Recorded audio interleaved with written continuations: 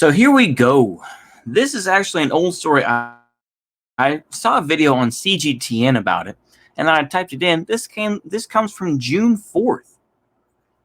So let me talk about this here. So 59 Chinese defense and tech companies have been banned from operating in the US. This is shooting the United States in the foot and then putting salt on the wound. That is what this is.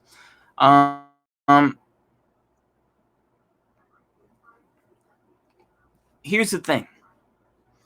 The United States produces 12% of the world's computer chip supply. 12%. The thing is that according to what I've listened to, and I try to take it with a grain of salt, but the thing is, though, it takes massive amounts of money to get these chip manufacturers to get off the ground, billions of dollars. And chances are it will be obsolete within 5 years. You know, everything has to be perfectly sterile. This, not like I say, very few actual workers, but the amount of overhead that it takes to get something started is immense. The fact is that the U.S.-China trade war, with heavy sarcasm and heavy quotes, is the United States lost that because the United States doesn't want to pay for these things because it's capitalism. When companies back in the 1970s said, well, China's opening up. Mao Zedong is starting to open up, and now Deng Xiaoping is even opening up more. What are we going to do? Let's go over there. Screw these unions and all that. We're not going to pay for that. We're not going to, deal with collective bargaining. Fuck all that. We're going to China. They can go ahead and say they have unions all they want to, or whatever. But that's the fact of the matter, right? The thing is that the rest of the world is not willing to. It's just like a bully or whomever else. It's like, everybody's on my side, right? Hey, going against China, but then everybody's on the side of the Chinese. That's the reality. The thing is that the United States is giving up its world power because we just don't have the cojones, basically. I think part of it is we don't have the cojones, and also because I think that now that China is coming back up, they're saying, why don't we try something new instead of dealing with these folks who have bombed all the countries of the world practically, and have caused all this stuff, have caused all these issues, have caused the deaths of millions of people. Why would we want to be friends with them? That's what people say about the United States, right? Why would we want to be friends with them? Because they promote freedom? Look at how they dropped. They didn't care about South Vietnam. They didn't care about Afghanistan. These folks don't care. They're just going to pull out when the fire gets too hot, right? When people are complaining too much. The fact is that the United States is going to continue to get worse. You can go ahead and blame China all you want to. I blame capitalism. And capitalism, in my opinion, will swallow China as well. China's riding high right now. Yeah, the economy is doing good. And things are healthy. And like I say, they may not be up to the American standards or Western standards. But guess what?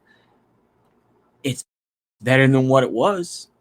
And so, relatively speaking, from a Chinese perspective, compare 2021 to 1921. Yeah, it's doing better in China than it used to.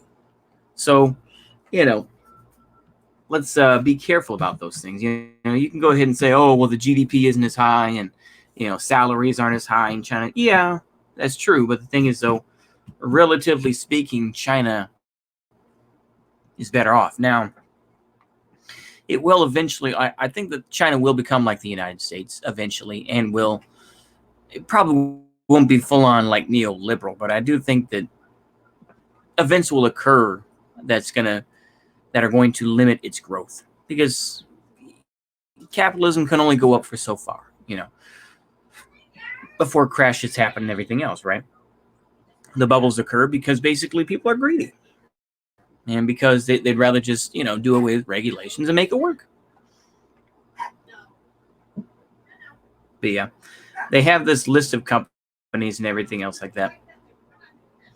I mean, the thing is that China, while there's a very very deep, I was going to say big, but obviously deep would be more important, symbiotic relationship with the U.S. and China. The U.S. needs China. The U.S. needs China for producing, all these electronic gadgets and whiz bangs that we need, the gizmos to keep us, stupefied, right? We have to get all those folks who want the new iPhone. Yeah, by the way, I've said this before, but I'll say it again. New iPhone screens are being produced in China, as a lot of the assembly, because basically, once again, they don't want to pay American workers to do that. They don't want to do that.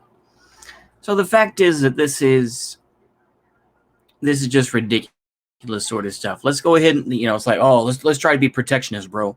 You can't have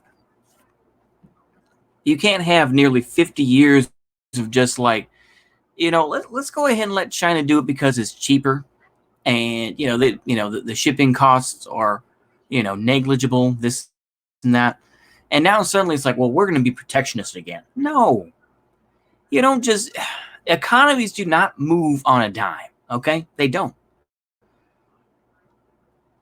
They're like steam. They're like the Titanic. It's like, wow, they could have seen the iceberg coming, but they just couldn't move fast enough. It's just like economies do not work that way. They're not some lean, mean thing where it's just like, oh, we see where they see the big rock coming. No, they're pretty slow and dumb. That's the simple fact of the matter with economies. So I don't